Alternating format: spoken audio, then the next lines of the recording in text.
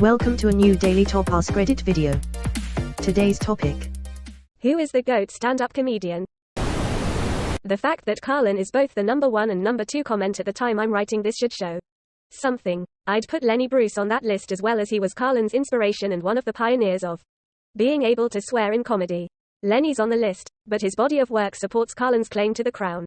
Unlike Lenny, whose comedy was breakthrough at the time but has aged quite poorly, Carlin's comedy has more than stood the test of time. It's perhaps more relevant today, and just as funny, kind of a miracle, but really all part of his plan, I suspect. A true genius. Mitch Hedberg used to be the GOAT. He still is, but he used to be too. I like my UPS driver man because he's a drug dealer and he don't even know it. Killing someone with a bow and arrow is wild. Look at that dead guy. Let's go that way. An escalator can never break, it can only become stairs. You should never see an escalator temporarily out of order sign. Just escalator temporarily stairs. Sorry for the convenience. You can still get up there. Carlin would be hard to top. You hear Bob died? Or no kidding, I just saw him the other day, yay. It didn't help. I lost my father. Well, I'm sure he'll turn up. They told me to get on the plane. I said screw that, I'm getting in the plane. There's less wind in there. George Carlin. Checking the top comment from when this was asked last week. Yup. George Carlin. It's like answering rumors in the "what album is great from start to finish" threads. Even if you've never personally experienced it, you know you can post it and be upvoted to the top.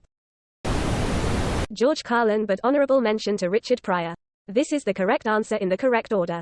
Seriously, WTF, perfection. We are all just one amoeba, guys, just FYI. Norm. There is one country that worries me, though. Not Iraq, not Iran, not North Korea. The only country that really worries me is the country of Germany. I don't know if you guys are history buffs or not, but in the early part of the previous century, Germany decided to go to war. And who did they go to war with? The world. Never been tried before. And so you figure that would take about 5 seconds for the world to win. But no, it was actually close. God, I miss that man. He was one of a kind. And then they lost. And 20 years later, they did it again. They went to war with the world. Twice. For me, it's Richard Pryor. Richard Pryor, without a doubt, he revolutionized stand-up comedy. Listen to almost all of his contemporaries and you can quickly tell how different and outdated their comedy is, including the topics to their delivery. Richard Pryor popularized cohesive, deeply personal comedy, as opposed to the string of non-sequitur one-liners that was popular at his time. He told stories that happened to be funny and entertaining. This has served as a template for so many other great comedians. Richard Pryor changed comedy. Even Carlin became more liberated in his stand-up style due to the impact Pryor had on stand-up. There is not a comedian on the list that is more vulnerable and tragic. That man turned all his trauma into humor. There has never been a comedian more capable of gathering empathy from his audience regardless of what color, gender, or ethnicity they were. On the clean side, Sinbad is the greatest. I like Sinbad more than Cosby on the clean end. The late Sean Locke. Carrot in a Box world champ. That was such a long con and he played it off so fucking perfect. For anyone who hasn't seen it, watch this. Might not be available outside the UK, so I'll see if I can find y'all a video of it that should be available to everyone. Edit. Got one. Here ya go, folks. That should be viewable for folks outside the UK. Enjoy. He's so multi-talented. I heard he even won Rectum of the Year once. Easily confused with Rear of the Year. Came to say Carlin as he was brilliant at his craft. And Pryor was his equal from another mother. But of all the names I saw mentioned, no one mentioned Red Fox. Most of you all only knew him from Sanford and Son, but that was at the end of his life. He came up in the clubs pre and post the civil rights movement. He was also known as the king of the party records. You couldn't buy one of his records without it being in a plain brown paper bag. Blue before blue became blue.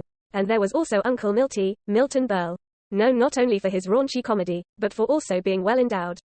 I'd also care to mention Martin Short for his ability to not work blue and still get the laughs. All the other names mentioned have their place, depending on your preference. But sometimes it's the Ogs that deserve the title for what they had to go through to get to where they did. Quick Red Fox joke I remember fondly from my childhood. I asked her, "Do you smoke after you fuck?" She said, "I don't know, I never looked." My all-time fave Red Fox joke, explaining why he swears so much in his act. People say, "Red, why you say fuck and shit so much?" 'Cause if you can't fuck, shit. And if you can't shit, fuck. That's just about the funniest joke I've ever heard. I think it was Red Fox who got heckled about his limp. Idiot, hey. Hey Red, why you limpin'? Red, I got a hard on. Actually, typed out, it's not that funny. It's the way he doesn't miss a beat on the reply. And his tone just adds, yeah, that weirdo was staring at my dick. Quote, no, it's really funny.